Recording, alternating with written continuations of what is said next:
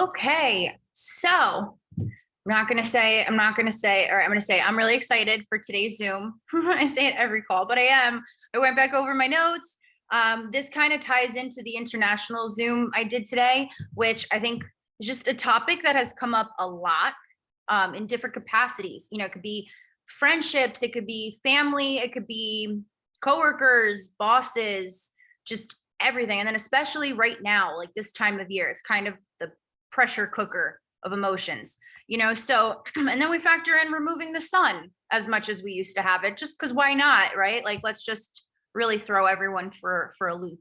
So in the last few days, a topic that has come up a lot has been, how do I know when someone is toxic in my life? How do I detach from that if I can't necessarily? If it's a boss, if it's a family member, if it's someone I've been friends with for decades, right? It's like, how do I manage and reconcile how they make me feel with the obligation I feel and needing to have them in my life? And it's not necessarily like not everyone's just gonna like cut off their parent, you know, like it's not a flippant decision. But I think a lot of times we get afraid of the hurt that thinking about these things bring, and we either try to just shut it down and not dive into it, or we try to numb it out, or whatever the case may be. Or worse, feel wrong when we finally do stand up for ourselves and we finally do feel like, hey, I'm not quite getting what I deserve here. It's hard to feel valid in that.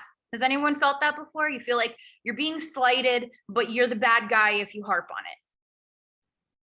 it. This has been like, I'm like, I need some chick with a nose ring to tell me what's going on with the stars. Like truly, because this has been such a common topic.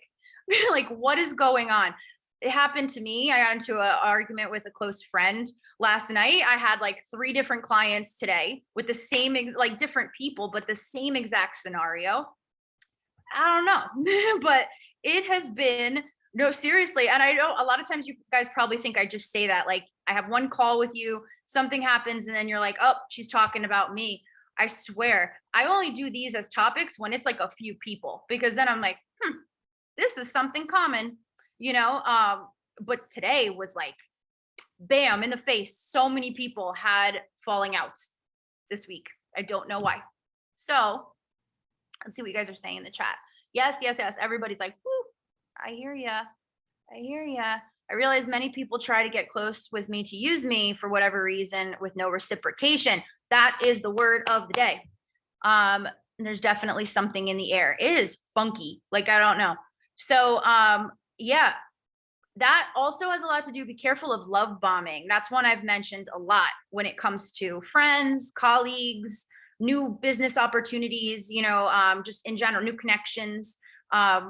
If sometimes it feels a little too good to be true and like you're getting all this attention and good feeling, motives are sometimes questionable. So these questions are good just to kind of get a deeper sense of yourself and what you want to look for, the standard you have for the people you include in your life, not to feel bad about having that standard, you know, because I don't know about you guys, but it kind of feels like I grew up feeling like it was, if somebody wanted to be in my life, I needed like a really, really big, obvious reason to not have them in my life.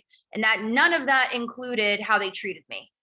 Like none of it ever felt justifiable enough for me to not accept that attention or that presence from that person, because I would say, well, I'm thinking about it wrong, or I'm just putting up too much of a wall, or I'm not thinking about it correctly.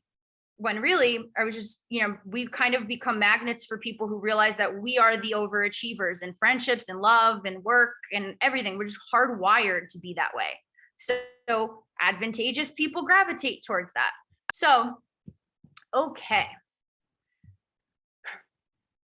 How to know when you're outgrowing people.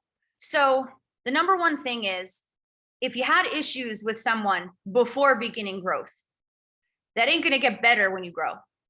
It's just going to get more obvious.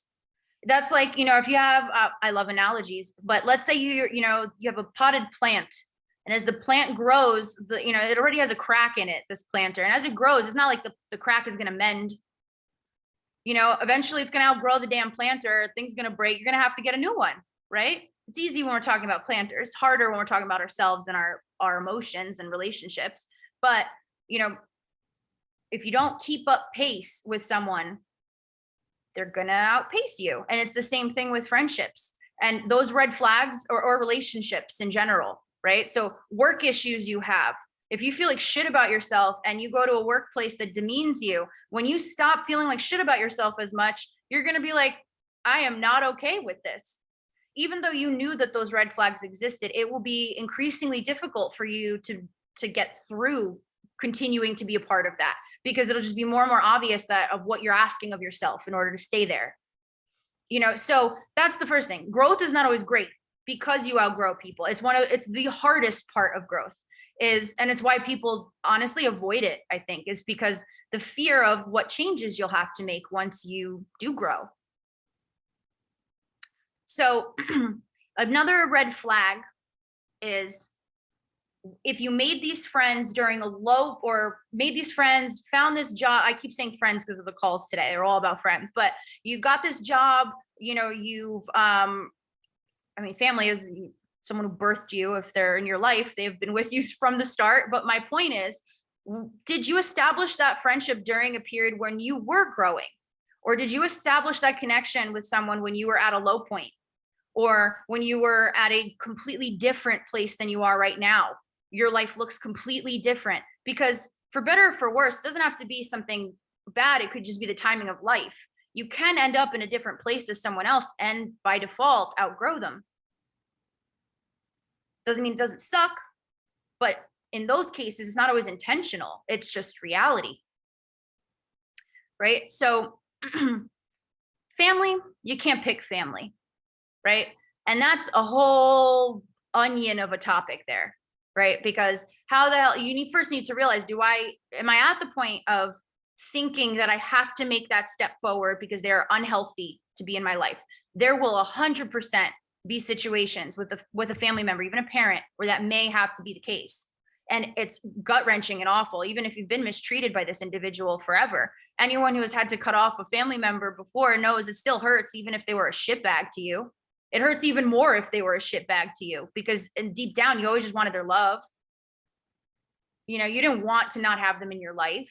So if you're feeling guilty about outgrowing this presence and coming to that point of saying, I really think this is an extreme decision, but I might be pondering it, really think it through. You can't pick family. So by default, if you feel obligated to continue keeping someone in your life that makes you sick, mentally, physically, whatever the hell, takes up time from your life and doesn't give you joy, then it sucks that you can't pick the people around you, but you have to make the choice sometimes to self-preserve. And like I said, that's a whole other can of worms. So that, I would not recommend doing that without a therapist that can help support you through that, or some kind of support system. Don't hastily make that decision, but know that if you have, or if you're thinking about it, it doesn't mean you're crazy, or you're too emotional, or you're too sensitive, or you're thinking too far. It should be something, if you're evaluating it for a reason, and those feelings are valid. So, and it's nuanced and terrible, but valid. Calling out behaviors, that's a big sign. And now it doesn't have to be an all-out, drag-out disaster. It doesn't have to be a crash and burn kind of thing. But you should simply be able to say, hey, I don't know if, and this is the go-to, I love this, right? I don't know if you realized or if it was intended, but when you said, did, whatever, blah, blah, blah, blank, and this is just typical therapy talk, it's cliche, but when you said, did, blah, blah, blah, it made me feel blah, blah, blah. How someone responds to that is the real info there. Because if someone said that, let me ask you guys, if someone said, hey, I don't know if you realize it, but when you said blah, blah, blah, it made me feel blah, blah, blah, what would be your next response? Like someone you really cared about or thought highly of.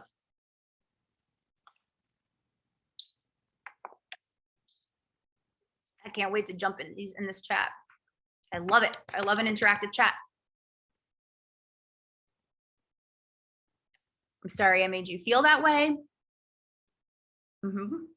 Really sorry that my actions hurt you. And even if you don't necessarily want to apologize, it's like, it's an opportunity to ask for details.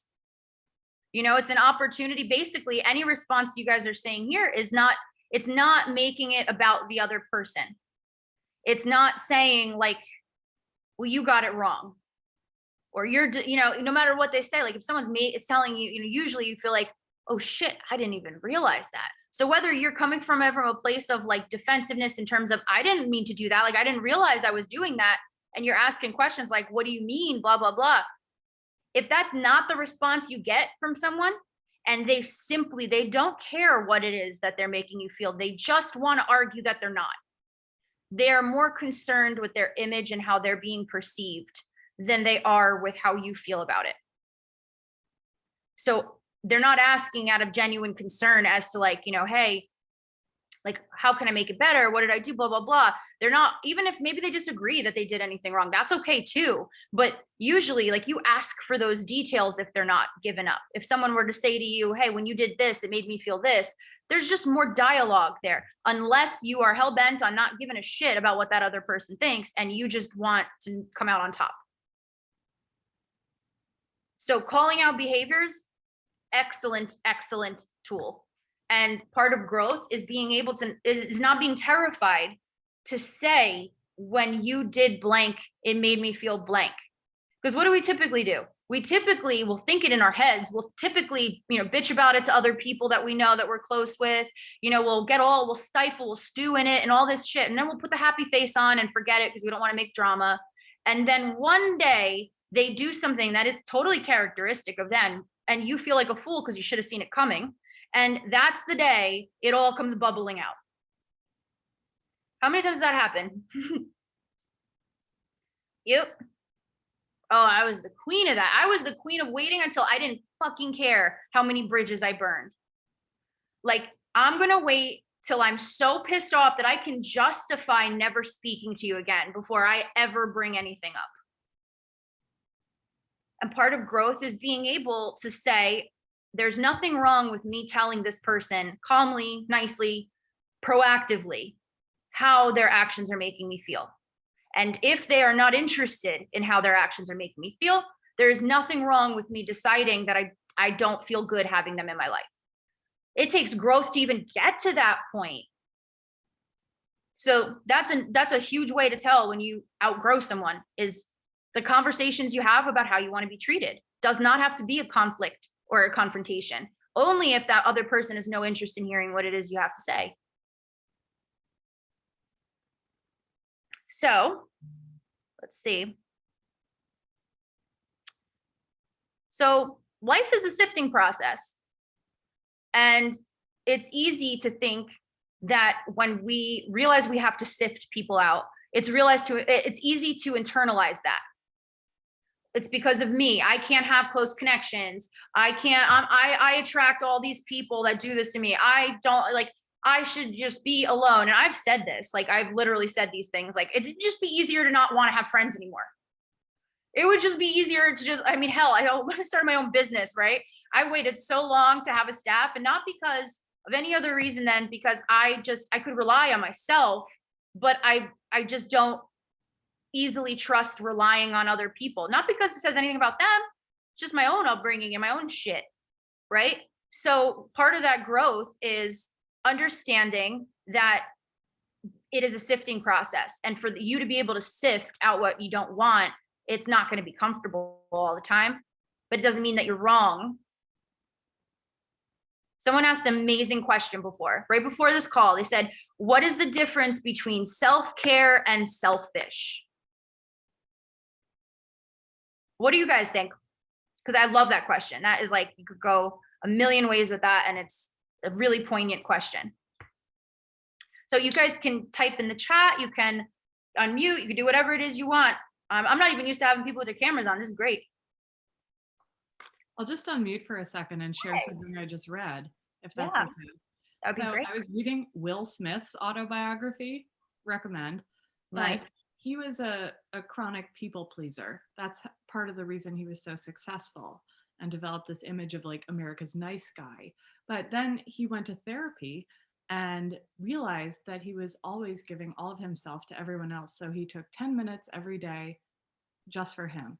So when he did that the first day, a guy comes around. He was in the gym. He was just going to do abs. A guy comes in and is like, "Oh, it's Will Smith. Let me take a video." And Will was like, "No, this is my time for me for the first time ever." And the guy's like, "But it's for my cousin. He has Down syndrome, and the Fresh Prince of Bel-Air is everything he's ever wanted and loved." And Will said no anyway, and he just was trying to balance like saying no when he meant yes and saying yes when he meant no. And he ended up overdoing it and ended up crying a lot in his room that night. Yeah, it's the hardest part. I love that story, and I'm gonna check out the book for sure, because I think a lot of people pleasers end up becoming successful because it's just go go go go go. It's like you're not even thinking for yourself. You're lily padding from one way to make someone happy to another way to make someone happy, but you're not present. And that him being upset and not knowing how to balance that, I think that happens to a lot of us, because you don't know what's the difference between being like a complete dick and like being someone that's like, no, please respect my privacy. Like just because someone wants something from you and you have it doesn't mean they're entitled to it, or otherwise you're selfish. That would be like, I don't know. I was going to think of some weird zombie apocalypse analogy. And then I'm like, I don't even want to think that one through. But it's like, rationing off food in like an apocalypse or something like that. Like you wouldn't be the bad guy if you want a freaking bite of it for yourself and you didn't give it all away to everybody else. Cause like you didn't just go like starve in a field while everyone else ate. Right. Like I know it sounds really crazy and dramatic, but it's kind of the same thing. You don't have to provide what people want from you. So my favorite part from today's Zoom earlier, from the international Zoom, I definitely give that one a listen because it's during the day. So I'm a lot more like spry than I am now. So I find them to be fun, but not that this isn't fun, but you know what I mean? 3 p.m. is a little bit more fun. So about disappointment, being a disappointment. Sometimes we will absolutely screw ourselves just to avoid being a disappointment. And, I love this point. I say it and people usually laugh when I bring it up. And this one's usually about family. Nobody ever died from being disappointed. It sounds really brutal, but it's the truth, right? Like someone's like if they suck their teeth at you and they're like, they'll be all right. The sun will rise again. They'll go on and live their lives. They'll probably forget about anything they were disappointed in, right? They're not going to be like paying their mortgage and like, you know what? That Becky really pissed me off that one time. She disappointed the hell out of me. Didn't do what I wanted. They're just going to move on with their lives. But if it weighs so heavy on us, I use this really good example of going to culinary school instead of med school. And my father being the only time I've ever witnessed him actually sob, like break down onto the floor, crying and saying how he's the only one whose kid isn't going to graduate college and like all this stuff. I think I'm the only one of his kids who's a successful business owner. So there's that. But I digress. So my point was I going to go ahead and do a career and go through schooling and debt and a lot of debt and just that's not a decision you make for anyone else, especially med school. Like becoming a doctor is not something you do to appease somebody else because there's so much skin in the game for that. So now I look back and like that disappointment, feeling like I felt it was my job to not disappoint him. I felt like such a bad person, bad daughter, just garbage. But really, that was his own bullshit to deal with. He should have gone to therapy about feeling so bad about his siblings having kids who graduated college and him not. It wasn't my responsibility to live a life that he could go brag to his siblings about. I got to live that life. I have to go through each day. I have to experience all of those things, pay my bills that way, enjoy my life in some form. Like those are all things that you don't do for someone else. And it doesn't make you selfish. If that disappoints someone, I can't guarantee it won't, but that's their own thing to deal with. It's valid. We're all allowed to feel what we feel. They're allowed to feel disappointed, but that's for them to deal with. They could go to therapy. That's not for you to alter how you feel, what you do, your life, or anything, because honestly, it's a slippery slope. If you do that in one way to appease them, then that sets the bar, and that's what they will expect. And then you will be forever living according to the dialogue of someone else. And that, especially when they don't reciprocate one day, will ultimately burn you in the ass. So setting the bar. I say this story a lot. I worked at Carlo's Bakery, and I was like, I got to really earn my keep here, right? So my first day, I was teaching the cake decorating classes. Guys, like 30 super fans. Carlo's Bakery is like Cake Boss, in case I didn't even realize that, but because in the baking world, it's kind of laughed at. You're like selling out if you work there. But if you're in the baking world and you got bills to pay, you're going to work wherever the hell you get a job. So I was like, okay, I have to keep this job. This is a good place. Maybe I can grow here. I have to earn my keep. So my first day, my job was to help classes of 30 people at a time who have never touched a cake. I have to tour them around like a huge facility, remember the cheesiest tour ever, and like tell it to them pitch perfect with a smile on my face, like performing every single time. I would have to get them into the room, get them seated, do a tutorial of how to decorate the cake with dots and bows. I'd have to teach people how to make a fondant bow who have never even touched Play-Doh. Like the last time they molded anything was when they were a kid and they were like eating half of it, you know? And we had 2 hours to help 30 people roll out fondant for their cakes, cover their cakes, roll out decorations, decorate their cakes, pack them up, get them out the door, clean up, clean all of their stations, 13 tools each. And we'd have to ice their cakes at the end of the day. Like we had to prepare everything for them. So we had to assemble their cakes, ice their cakes. We had 3 classes in a day sometimes. It's exhausting thinking about it. And what did I do my first day? They said, when you're done for the day, go get the custodian. He's going to come. He's going to use the floor machine and clean the room. Okay. I went and got myself a mop and a broom. And I was like, I'm going to do it myself.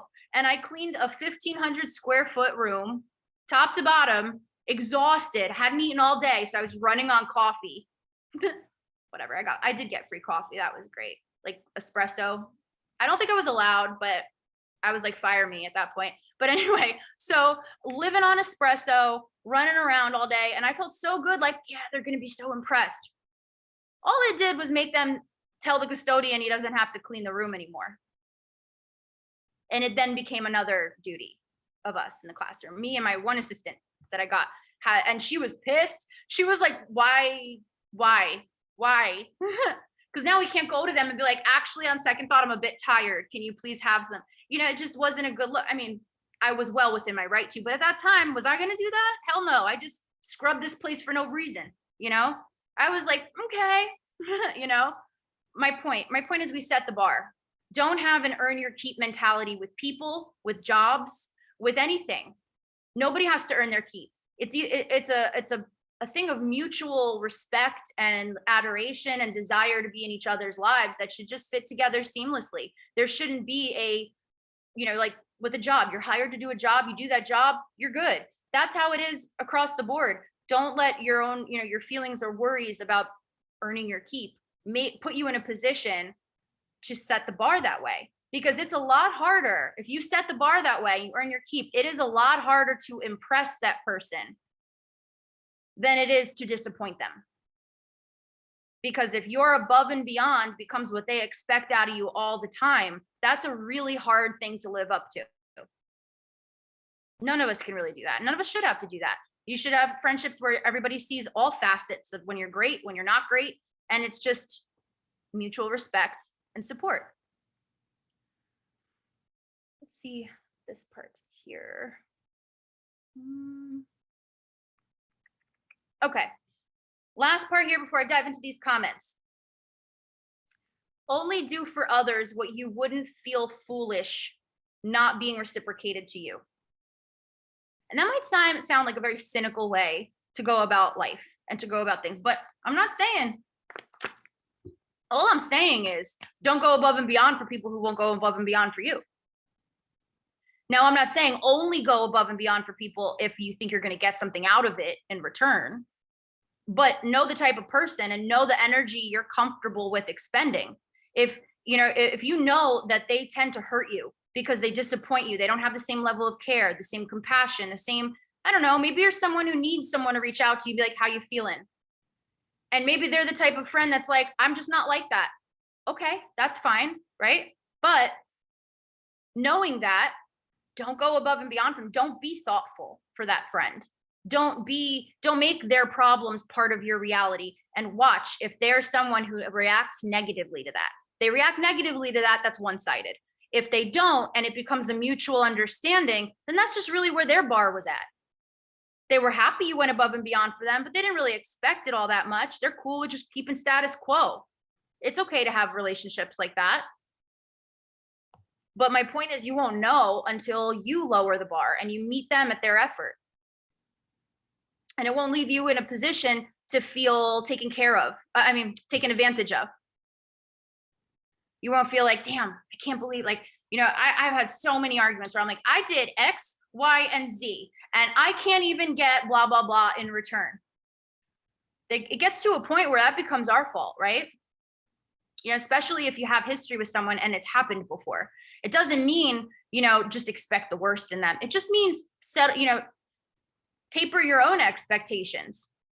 And hey, maybe you'll be pleasantly surprised. Maybe that person will just show up in a big way or not, but at least you won't be feeling foolish waiting for that to happen or not.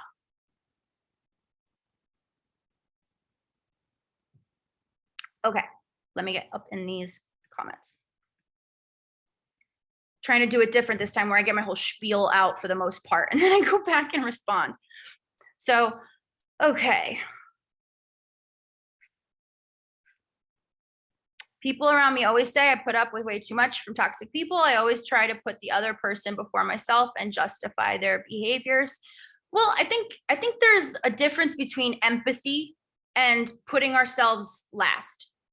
You could really have an appreciation for what someone's going through. You could want to offer support or point them in the right direction, but it doesn't make you bad. I have it written here. Just because you have the energy available doesn't mean it's claimed.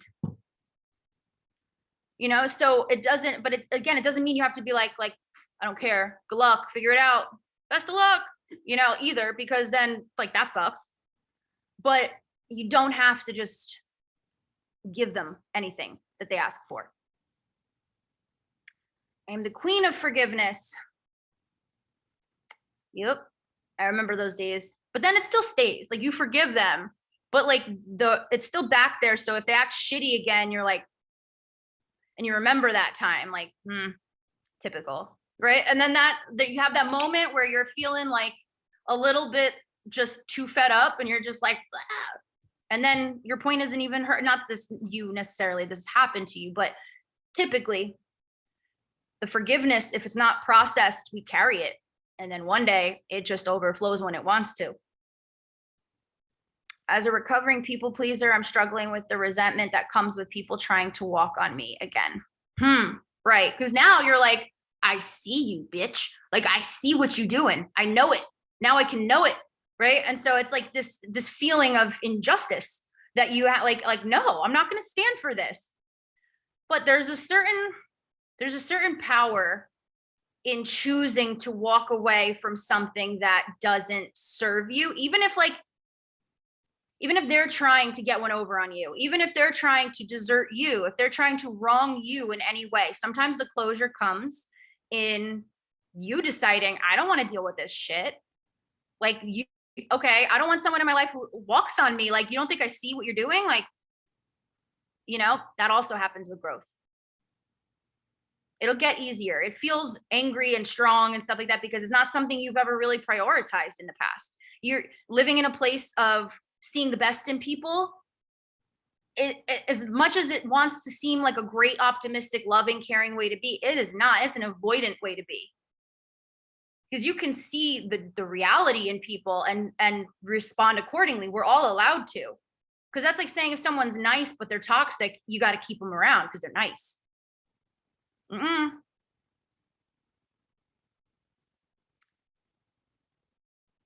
Clients and friends. Clients are the worst too. Well, I don't mean my clients, but I'm saying like when it comes to a client who kind of like you feel slighted by or you feel taken advantage of, it's so hard because there's that line of professionalism where you don't want to seem like, you're picking on me, but you're like, how do I express that boundary in a like a non-bitchy but non like soft way, right? And my favorite thing, how would they say it? Think about how they communicate. How would they say it? And then phrase whatever boundary it is you want to state in the way that they would say it. Now, if you're dealing with a narcissist, they're still going to use it against you. There is no way to win with a narcissist besides silence. If you are dealing with someone who, crap, I forgot that. See, 8 p.m., Michelle. Someone remind me of what I just said right before the narcissist, non-narcissist thing.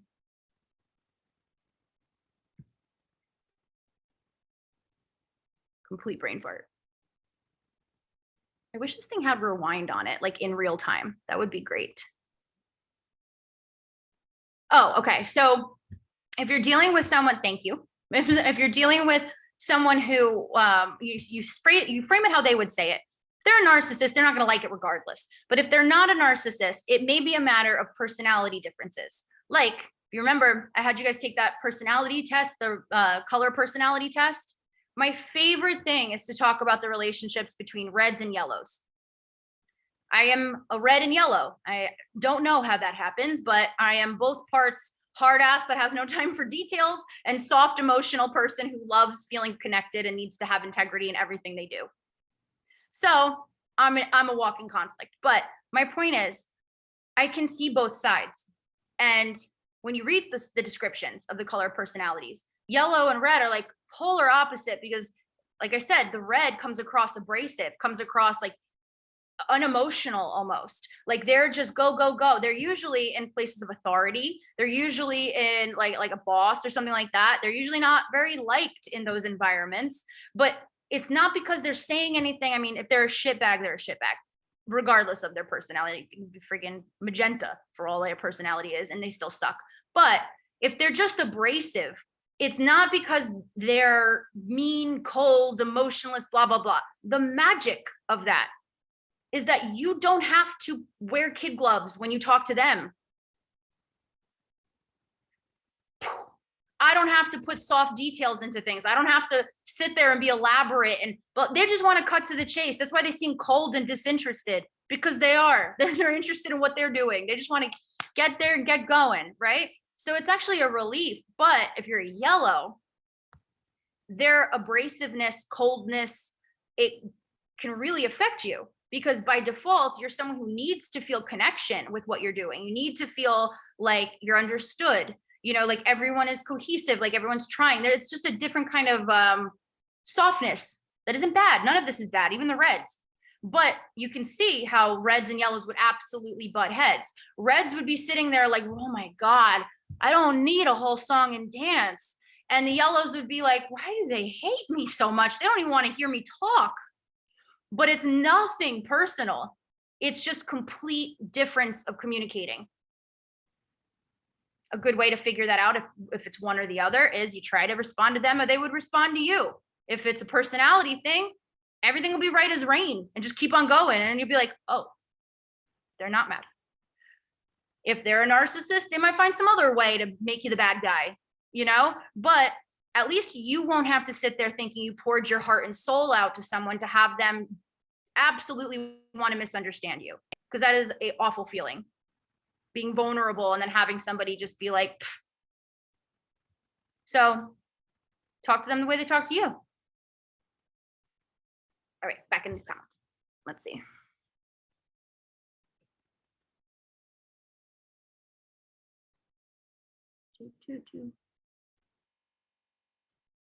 I love this.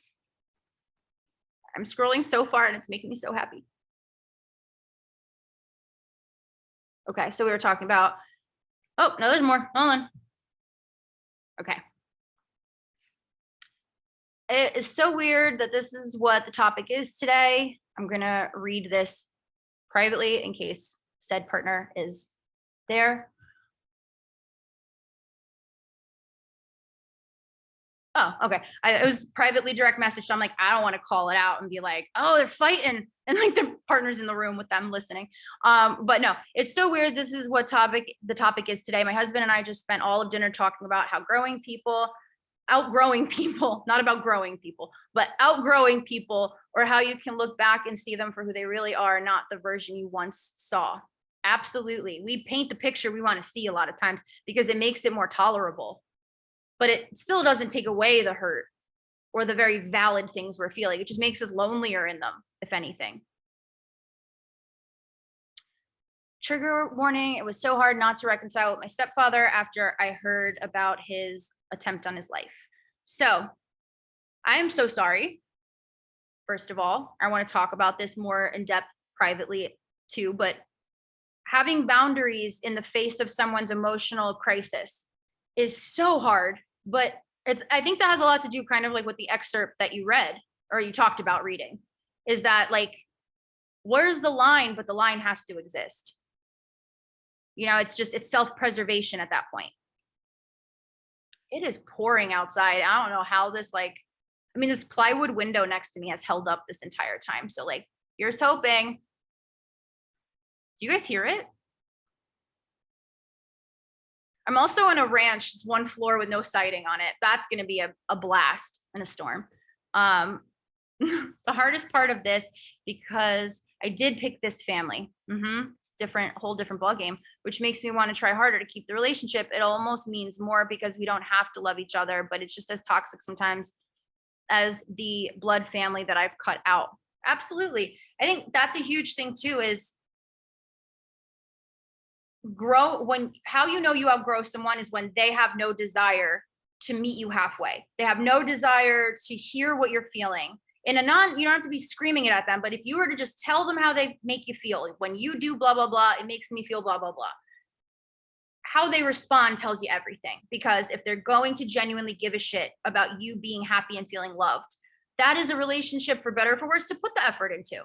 But if it's something where you see from them that there will be no effort coming from them, they're deciding the future of that relationship. It's not just you because you want to cut them out. They're telling you either be hurt and deal with what I make you feel, and you're not wrong for choosing as much as it sucks. Oh my God, what is happening? Okay. I'm reading your responses. Oh, I'm so sorry. Is there something I can do differently next time? And also, remember, it is a good thing to ask if somebody tells you they make you feel some type of way. I'm sorry that happened. That wasn't my intention. And then asking for elaborations, like, what about this? Or, how did it make you feel that way? Or how can I learn from that? Like, how would you prefer me to phrase it next time that will make you feel that way? If you genuinely care and it was unintentional that you hurt someone. So I love those responses. Just remember that you are allowed. It doesn't make you the narcissist if you're like, well, I'm sorry you feel this way, but like, why? Explain to me if you don't understand and you want to. That's, there's nothing wrong. We should all want to understand each other. I had someone tell me, I'm sorry you feel that way. That made me realize where their motives are. Yeah. I think that's a big distinction. That's like saying, well, I'm sorry you read into it that way. Like, I'm sorry in your brain, that's what that means. Like, it's still like, because you're you feel that way, not because I didn't realize that my actions created this feeling. The lack of remorse, that is the key. Because we should all, even if we're not wrong necessarily, if you feel bad if you hurt someone's feelings. I would feel bad if I hurt a stranger's feelings. And someone could actively be screwing me over, and if they're feeling pain, I'm feeling bad. So if someone could just be like, well, tough shit, you feel that way. Shouldn't take it that way. Ew, bye. That's someone who wouldn't piss on you if you were on fire, just cut and run. So I struggle with having empathy and learning when to say that their feelings are not my responsibility. Yeah. So how you can do that. Oh, shit. I wrote that in here too. How to deal with someone when you don't want to cut them off, right? You want to maybe try to entertain the idea of working things out. You maybe do second guess how you're feeling, or you maybe want to, I don't know, whatever.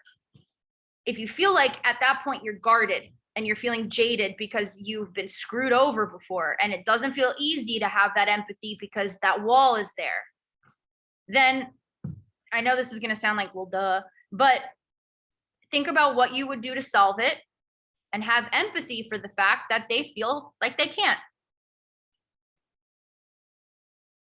You know, if you can't feel empathy for anything else they're going through, feel empathy for how stuck they must feel. But also that it's not your job. You're not the friggin', you're not gonna, what's the word I'm looking for? You're not the friggin' tow truck here, right? It's not your job to pull them out and give them a ride.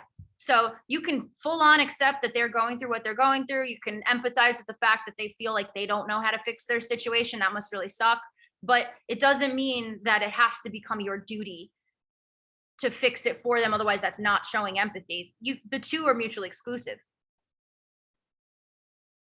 My mother says this to me every time. Ooh, which thing, Ash?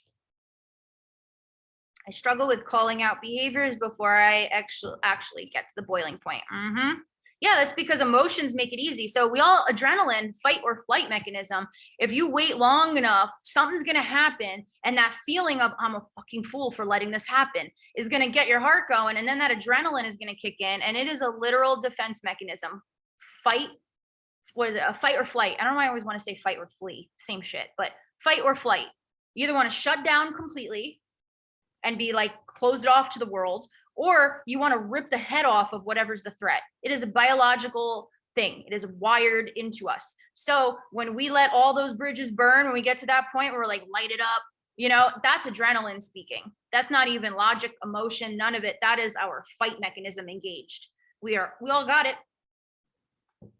It's hard.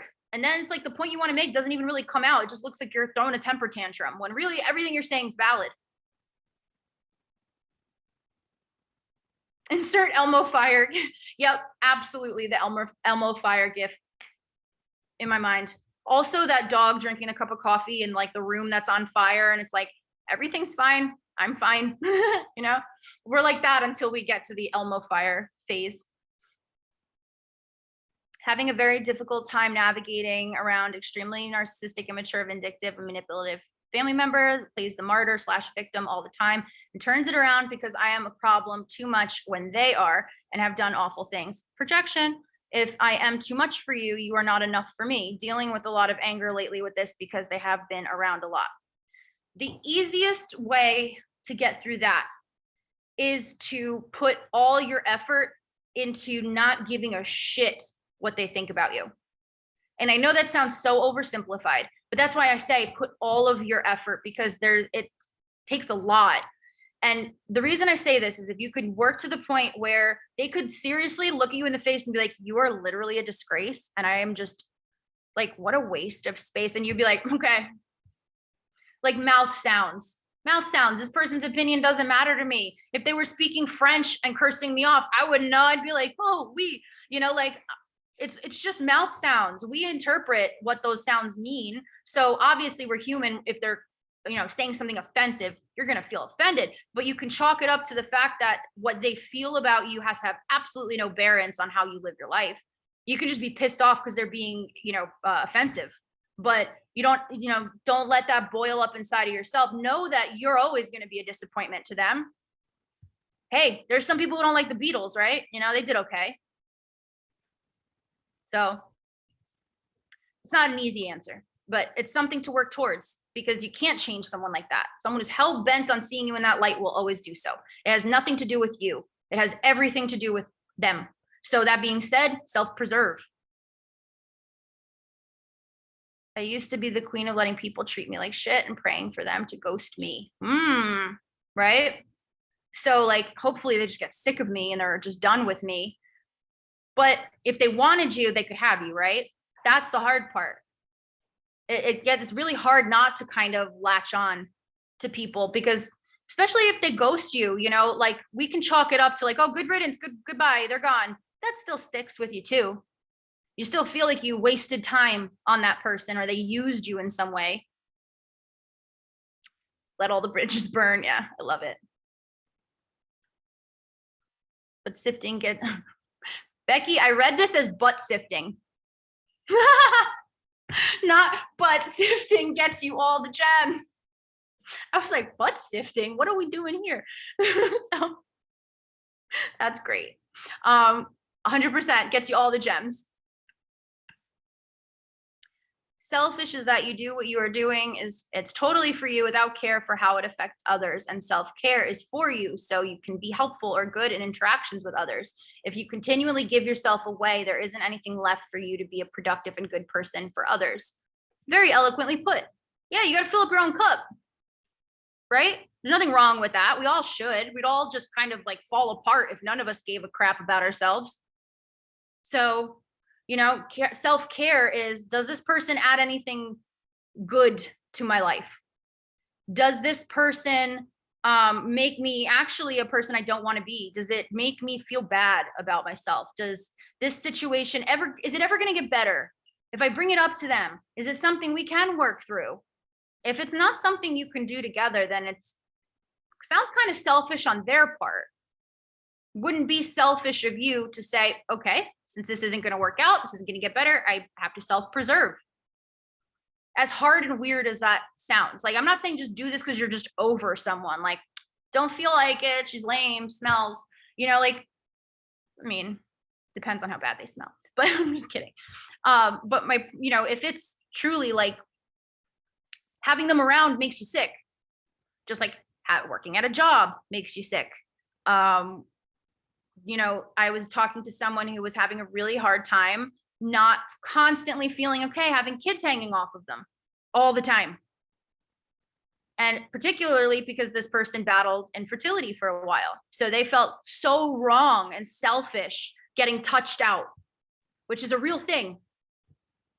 You could get touched out just without having a kid. Like in general, you could be a non-touchy person and you have a kid that kind of goes out the window a bit, you know? So it's a valid feeling. But they felt selfish taking 20 minutes of just no touch time a day. Totally self-care. So just knowing that distinction, is it just because I'm going to screw someone over and I don't give a damn? Or is it like, I have a full plate. I just, you know, or this person doesn't reciprocate. They're going through some shit. I wish them well. Even if you have the capacity to help them. I've learned that selfish has become a bad word when it doesn't need to be. It can mean that you never care about anyone ever in your life, sure, but it can also mean that you put yourself first. Selfish doesn't have to be bad. No, you know, where I like the term self-inclusive.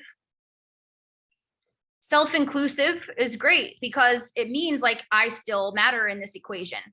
My wants, my needs, my preferences are included in my decision on how to proceed. So it's not selfish, like it's entirely self-centered. That's the other side of the spectrum. But, you know, self-inclusive it just feels nice. First instinct, selfish is doing whatever you want, even if it hurts someone else. Yep, absolutely. At the same time, if you're practicing self-care by putting yourself first, it hurts someone else, and that's not your responsibility. Yeah. Again, no one dies from disappointment. It's their own shit. All right. So I want to see how far are we. Oh shit, we are way over. But telling my parents I don't want to be a doctor anymore was hard and still comes up, but it was one of the best decisions I ever made. Same. Absolutely same. They didn't want to hear me when I said I don't want to deal with insurance companies and logistics for the rest of my life. Like I don't like the bureaucracy. I can't help people that way. They didn't want to hear any of that, but I still feel good about that decision because I would still hate that. I can't stand insurance companies. So I certainly wouldn't want to be in debt out my ass just to pay them, you know, just to keep them happy and keep my business going and not, you know, waste hundreds of thousands of dollars. What? No. Sometimes I'm too thoughtful to the point that it's weird and uncomfortable. Well, only for people who aren't the same way, right? Like I I love thoughtfulness, and I am the same way. I'm that way. Like I am super loving, like to a fault sometimes, but it sets the bar for who you want to have in your life, because the appropriate people, it won't be weird to them. They'll love it about you. They'll reciprocate. They'll fill that cup up with you the same way, and you'll all both be weirdos together. It's the best. Yeah, like my husband, he's one of the few people, and it's great. It just fits. It's just perfect. Love that. And I love your fireplace. That's amazing. So, all right, guys, I want to make sure, I hate cutting off these comments. Let me skim through right here. Someone who does not match effort will leave you without a thought for all you did for them. Yeah. I'll never forget, Michelle told me, instead of meeting people at their urgency, what if I meet them at their gratitude? Yeah. Like, I mean, I've learned a lot working with clients one-on-one for years now. I've become a lot more firm in my boundaries, and a lot more, I always mention the lovely vetting process to get into CCA, right? And a lot of it has to do with, I always felt like I was, in the very beginning, I always felt like I was giving up so much of my life because all I wanted to do was help people. Like my intentions were so good, but I felt constantly like discarded or thrown away by people. And it wasn't their doing, it was my own shit. I was just putting way too much stock in their reciprocation. That's not how it's supposed to be, So it was something that was really big with doing this business, was I match gratitude. Because if I match urgency, I'm going to have people pulling at me constantly, and I'm going to burn out, and I'm going to have nothing to give anybody at that point, because I'm just going to be like mental mush. Right. But if I match their gratitude, or I match their effort, or I match their desire to put it into play, or whatever, then that's going to be reciprocal. And it ends up helping people from feeling hurt. Bitch versus boss dichotomy. Ugh. Like contractors in my house who treat me like, if I'm not smiling with an apron on, then like I'm a bitch. Move you bitch then. But anyway, all right. So I love doing this talk. The one from today was also great. Highly recommend. And I didn't go over nearly as much on that one. So if you guys stuck with me this whole time, I hope that this was helpful. I hope this was satisfactory. I'm sorry I didn't get to your comment if I missed it, but shoot me a text and let me know if this was thought-provoking, whatever. All right. So enjoy the rest of your night. Bye.